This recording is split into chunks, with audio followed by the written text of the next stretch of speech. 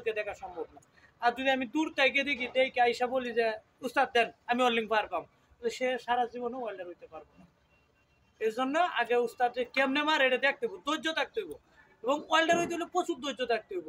যে আমি ওয়েল্ডিং করতেছি অনেক সময় যারা যেরকম আমাদের হয়। আচ্ছা, হোল্ডারে কোন জায়গা ধরা সঠিক নিয়ম?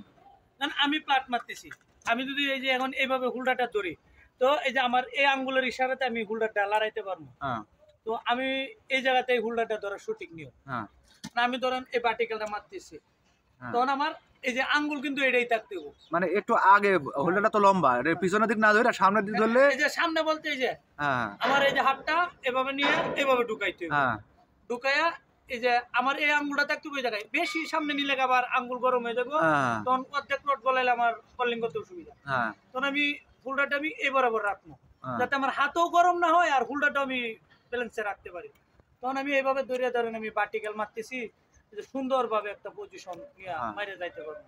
সেটাই। আর ওয়েল্ডিং রডের মধ্যে কিন্তু প্রথমত যখন ওয়েল্ডিং করা শুরু করা হয় তখন কিন্তু 10-15-20 সেকেন্ড ওয়েল্ডিং রডের মধ্যে বাঁ হাত দিয়ে সাপোর্ট দিলে কোনো প্রবলেম নাই, কারণ গরম হতে অনেকটা সময় লাগে।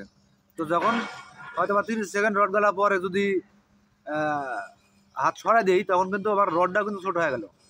রডটা কিন্তু এটা আমি বলি যে ধরেন আপনি একজন লোকে, আমি আস্তে একটা রড নিতেছি, যে এটা রড ধরার আগে আমি এই যে লাগাইলাম, রডটা চিন্তা করতে হবে আমি যদি এখন মাথায় ধরি, ধরে পরে আমি মাথা ছাড়িয়ে দিলে অলিংটা আমার ঝাঁকি গাইবো, ঝাঁকি গাইলে আমার জয়েন্ট কিন্তু লইরে যাবো, আমার পজিশন চেঞ্জ হয়ে যাবে। তখন আমার কাজ আগে আমি জবটা তাকে দেখতে হবে, আমার জবটা কিরকম। সবার আগে আমার লক্ষ্য করতে হবে যে আমার জবটা কি, আমি কোন পজিশনে ধরলে আমার এই রডটা শেষ হওয়ার আগে পর্যন্ত আমি এই মানে আমার শরীর আর কোথাও লড়াইতে হইব না।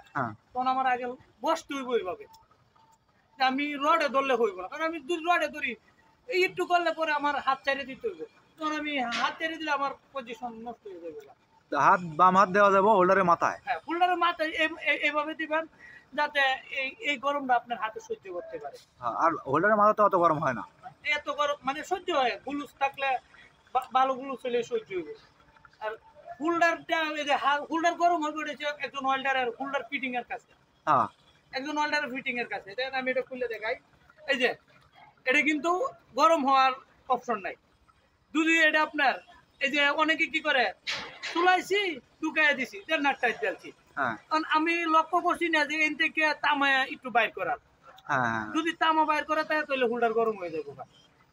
এই ক্ষেত্রে তামা ঢুকায় রাখতে পারেন, তামা মানে বাইরে তাকাই যাবে না। হোল্ডারে যত সুন্দর ফিটিং হইব তত সুন্দর গরম হইব না, আর হোল্ডারটা টিকসই হইব তত বেশি। আচ্ছা, হোল্ডার ফিটিং এর কাছে হইছে হোল্ডার টিকসই। তাহলে হোল্ডার আমরা বুঝতে পারলাম যে হোল্ডার গরম হয় কি জন্য, আর হোল্ডার গরম হইব না কি করলে। এই তো এই যে তামাটা নিয়ে আবার হোল্ডার কেবিলে লাগে, এই যে দেখাই এই হোল্ডারটা গরম হওয়ার কারণ হচ্ছে এই যে দেখেন ক্যামেরাটা কাছে না, এই যে তামা ব্যাগটা ঢুকাইছে না, যে ফিটিং করছে আলসেমি করে, মানে অন্য একটা ছোট হোল্ডার ছিল ওটা ডাইনা ঢুকাই দিছে। তো হ্যাঁ আলসেমি করার কারণে হোল্ডারটা গরম। এটা করতে হবে কি আগে মাপ নিতে হইব, এই যে দেন এই জায়গাতে এই জায়গা পর্যন্ত কিন্তু এটার ফুল, এই ফুল পর্যন্ত মাপ লইতে হবে। এভাবে ধরছি আমার হোল্ডার কেবিল, এটা আমি এভাবে কেবিলটা ধরবো, ধরে মাপ লইব আমার কেবিল কতটুকু আছে, এতটুক মাপ মতো কাটবো। ওয়েল্ডার হওয়ার আগে এই ব্যাপারগুলো আগে জানতে হবে যে আমার হোল্ডার ফিটিং, হোল্ডার গরম হয় কিভাবে, এইগুলো আগে জানতে হবে, তাইলে ওয়েল্ডার। শুধু ওয়েল্ডার আইসা রড গালাইতে পারলাম, ওয়েল্ডিং করতে পারলাম, তাইলে ওয়েল্ডার তা না। এই যে দেখেন এনে তামা কিন্তু এই যে দেখেন ভিতরে কুলাসা, এটা একজন ওয়েল্ডারের ব্যর্থতা। এটা কোনো ভালো একজন ওয়েল্ডার জীবন ওইভাবে ফিটিং করবে না। ভালো ওয়েল্ডার কি করবো, আপনার এটা চুলাইছে, চুলানোর পরে এক পরতে হয়েছে না, তখন এটা আরো এতটুকু চুলাবো, চুলা ডাবল করবো, ডাবল করে যদি একটু বেশি হতো একটু তামা কাইটা ফেলাই দিব, এরপরে হোল্ডারটা ভালো করে ফিটিং করতে হবে। আমি এভাবে হোল্ডার ফিটিং করা আছে, তখন কিন্তু হোল্ডার গরম হয়ে যায়। যদি আপনার ভালো করে হোল্ডারটা ফিটিং হতো সহজে হোল্ডারটা নষ্ট হইব না। সব দিক দিয়ে খেয়াল রাখিয়া মানে একটা হোল্ডার ফিটিং করতে হবে। হোল্ডার ফিটিং করার আগে খেয়াল রাখতে হবে প্রত্যেকটা জিনিস যে আমি দেখছি পরে লাইছি হইব না, প্রত্যেকটা জিনিসে অনেক কিছু শিকার আছে। এই যে আমি ওয়েল্ডিং করতে এসেছি এটা আমার হইছে, আমার জীবনে আরো অনেক কিছু শিকার আছে।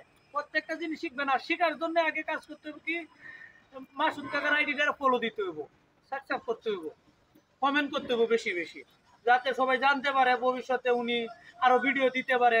আর কোন বিষয়ে ভিডিও দরকার অবশ্যই জানাবেন, কোন বিষয়ে ভিডিও দরকার এটা সবাই জানাইবেন। ধন্যবাদ সবাইকে।